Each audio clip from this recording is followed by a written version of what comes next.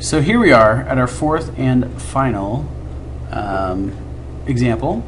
Here you're going to have to write a polynomial function of least degree with integral coefficients and given zeros. So in this case, we are given your zeros and we work backwards to get your function. So like on the previous example in 3, you're going to start with your zeros, work your way back up to get this lovely function right here. So what we're going to do is we're going to write our zeros as factors. Now notice you have a 3i. If you are given a 3i, well, you can't, the only way you can get an I is if you have a plus or minus and you have a negative underneath the square root. So if you're given a 3i, that means you also have a negative 3i. So what we're going to do is we're going to set f of x equal to, and we're going to write out our factors. So we're going to have, if you have minus 1 as a or negative 1 is a 0, that means it's x plus 1 as a factor. If 5 is a 0, you get x minus 5. If you have 3i as a factor, that is x minus 3i. If you have a negative 3i, that's going to become an x plus 3i. And you get these right here. Now, that'd be so great if we were done. So great. Oh my god, so great. But we're not. So what we're going to have to do is we're going to have to simplify this. We're going to have to FOIL, do a lot of major foiling.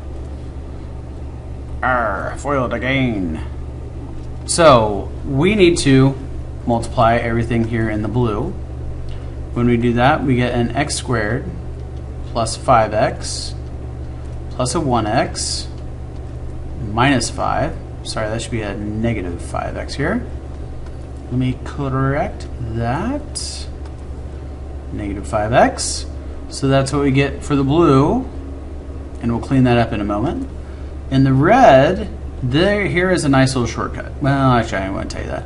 X times x is x squared. X times a positive 3i is a 3xi.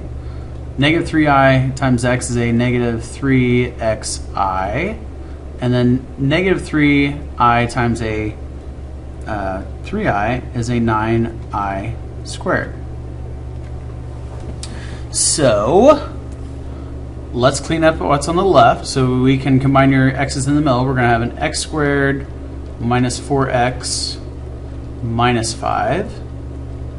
Over here on the right in the red, what we're going to do is we're going to have x squared. Well, hey, what do you notice about these?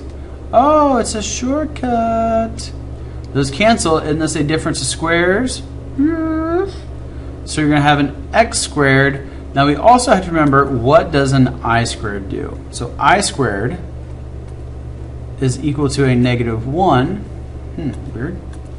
Equal to a negative 1, which means cancel out your I squared. This negative 9 becomes a plus. So we actually have x squared plus 9. So you are so close to being done. So close. Let's finish foiling. So we're going to say x squared times an x squared gives us x to the 4th. X squared times a 9 gives us a 9x squared. Then we have to multiply negative 4x times an x squared gives us negative 4x cubed. Negative 4x times 9 gives us a negative 36x. Negative 5 times an x squared gives us negative 5x squared. And negative 5 times a 9 gives us negative 45. So we can finally clean everything up, make it look pretty, count and combine any like terms. So we have an x to the 4th gives us x to the 4th. We have a negative 4x squared and no other x squareds. Negative 4, sorry, x cubed. So we're done here, done here. You have a 9x squared and a negative 5x squared, so you get a plus 9, gosh, I can't even think. Plus a 4x squared, negative 36x minus 45. So there's your big, ugly, honkin' answer. This is what you should get for your f of x. That is your function. Next up, 4b.